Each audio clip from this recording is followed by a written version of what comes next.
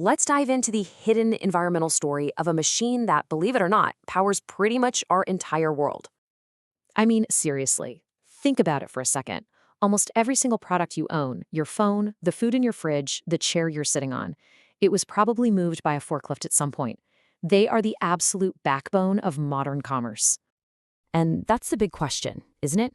Today, we're going to peel back the layers and really look at the true environmental cost of these machines. And you'll see the answers are, well, they're not as simple as you might think. Okay, so let's start with the most obvious part of the equation, the thing we all think of first. What's actually making the forklift go? So, at first glance, the choice seems pretty clear-cut. You've got your traditional diesel forklifts, powerful, great for heavy outdoor jobs, but they're pumping out all sorts of emissions. And then you have electric, super clean while it's running, zero operational emissions, but yeah, it's going to cost you more upfront. But hold on, it's not just a simple this or that choice. There's actually a third option that kind of sits in the middle of the road: propane. And it comes with a totally different set of pros and cons. And this is where that simple electric is always cleaner idea starts to get complicated.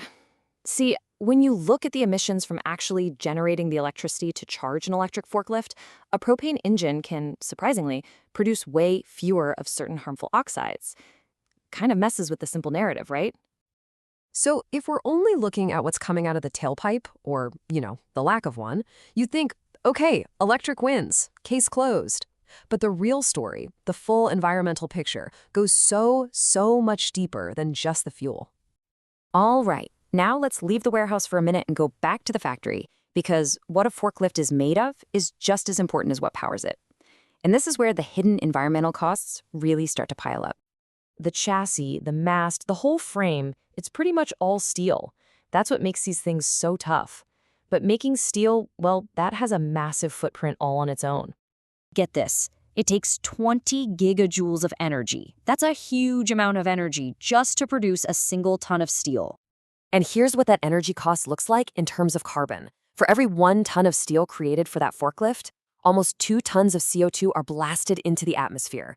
That's a heavy price to pay before the machine has even lifted its first box. Okay, so what about our clean electric option? Well, the very heart of it, that big lithium-ion battery, has its own secret environmental story, and it starts deep in the earth. You might want to sit down for this number. To get just 1 metric ton of lithium, it takes 500,000 gallons of water. It is an incredibly thirsty process. And it's not fast either. The process involves pumping salty brine up to the surface into these massive pools and then just waiting. For 12 to 18 months, they wait for all that water to evaporate so they can finally get the lithium carbonate.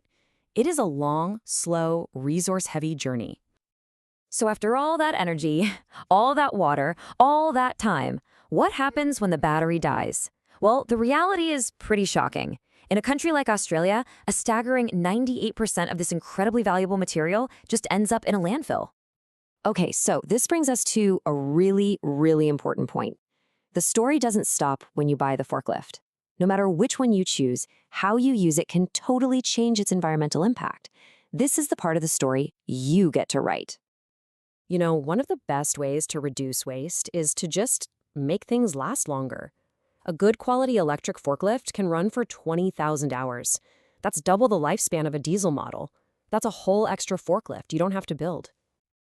And proper maintenance, that's not just about keeping the machine humming, it's an environmental strategy. Every leak you prevent, every bit of efficiency you maintain, that directly cuts down on waste and pollution over the long haul.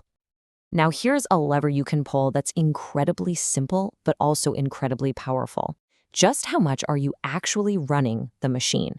The gap between 500 hours a year and 3,500 is just massive in terms of fuel and emissions. Simply being smarter about runtime is a huge win. And this is a great reminder that the forklift doesn't operate in a bubble. It's part of this bigger system, the warehouse itself. And you can make that entire system greener, from the lights to the insulation to, hey, maybe even the solar panels on the roof that are charging the forklift. So, after all that, what are we supposed to do? Let's try to put all these pieces together and figure out what a truly greener path forward actually looks like. If you take away just one thing, let it be this. True sustainability is about looking way beyond the tailpipe. It's about thinking about the entire life cycle of the machine, from the mine to the factory to the warehouse floor, and all the way to what happens when it's done. And the good news is, some companies are already leading the way here. They're aiming for zero-waste factories. They're sourcing materials responsibly. They're cleaning their water. They're showing that a better way of manufacturing is absolutely possible.